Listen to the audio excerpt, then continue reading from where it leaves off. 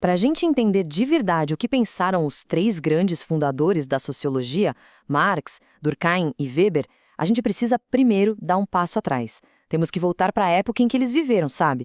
Um mundo que estava passando por uma crise gigantesca e que, por isso mesmo, precisava de respostas completamente novas. Pois é, a pergunta era essa. E não era uma pergunta qualquer, não. Como é que se explica uma sociedade que parece estar assim, desmoronando?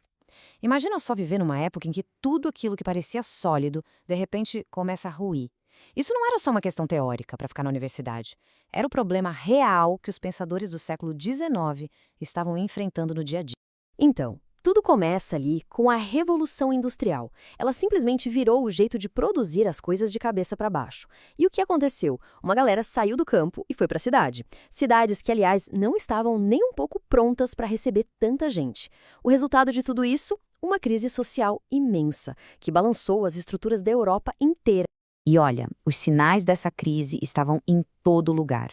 Havia uma pobreza urbana absurda, bem do lado de uma riqueza que nunca tinha sido vista antes. Exploração pesada nas fábricas, aquelas crenças antigas da religião, da tradição, sabe? Tudo isso começou a perder força. E para completar, um monte de conflito político pipocando. Foi bem no meio desse furacão que a sociologia nasceu. Foi uma tentativa de, pela primeira vez, entender esse mundo moderno de um jeito científico. Ok, vamos começar pelo primeiro desses gigantes, Karl Marx. Quando ele olhou para essa nova sociedade, ele não viu harmonia, não viu um progresso linear para todo mundo. O que ele viu foi basicamente um campo de batalha. Para Marx, a chave para entender o que estava acontecendo era o conflito.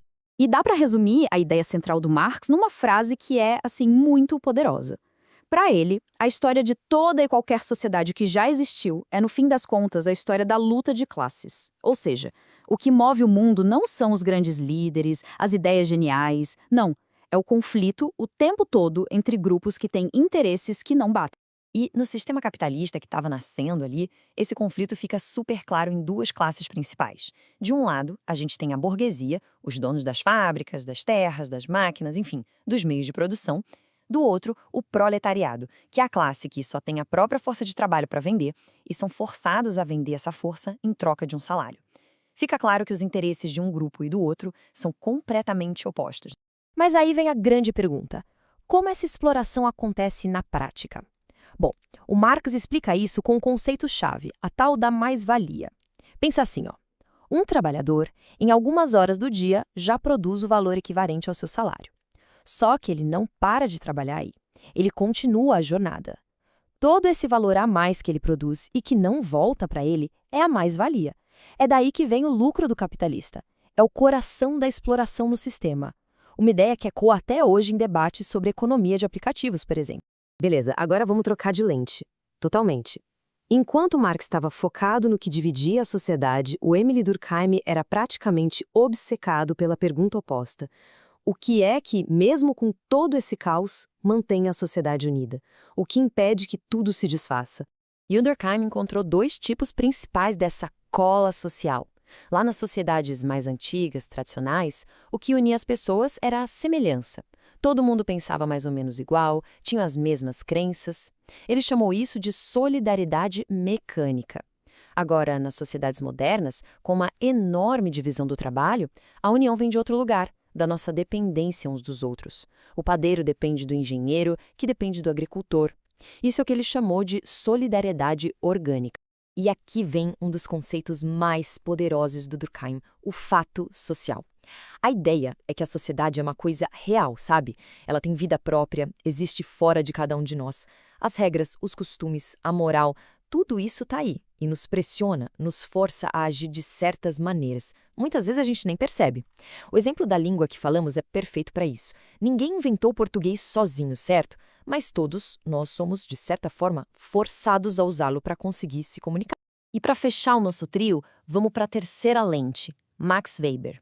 O Weber fez um movimento diferente. Ele tirou o foco daquelas grandes estruturas, como a economia do Marx ou as normas sociais do Durkheim, e mirou no indivíduo.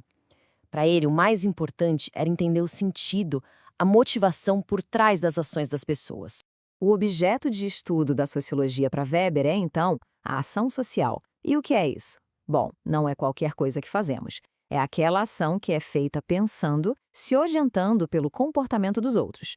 Então, a grande missão do sociólogo seria essa: mergulhar e tentar compreender as motivações por trás dessas ações. No fundo, a pergunta é bem simples e, ao mesmo tempo, super complexa.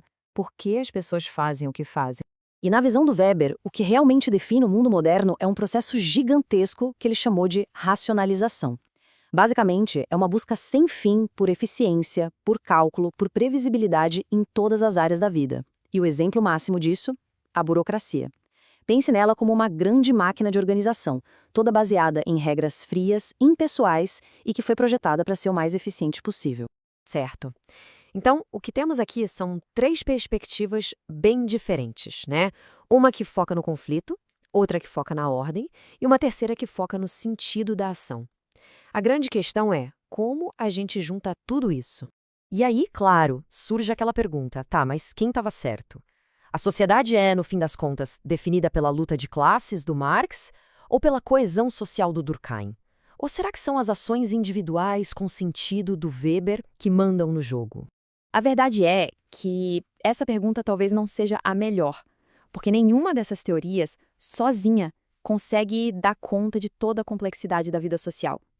Elas não são concorrentes, sabe? Elas são complementares. É como ter uma caixa de ferramentas. Para cada problema, uma ferramenta diferente é mais útil.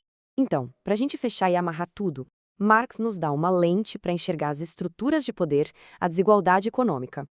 Durkheim nos mostra as forças que nos unem, as normas, a coesão social, e Weber nos convida a entender as motivações, os significados que guiam o comportamento das pessoas. Juntos, esses 3 formam a base, o alicerce de todo o pensamento sociológico que veio depois. E isso tudo nos deixa com uma última provocação. Se olharmos para o nosso mundo hoje, com todas as suas desigualdades, as novas formas de conexão e suas motivações complexas, qual dessas lentes parece fazer mais sentido? A do conflito, a da ordem, a do sentido? A resposta, muito provavelmente, é que precisamos de todas as 3 para começar a entender o mundo em que vivemos.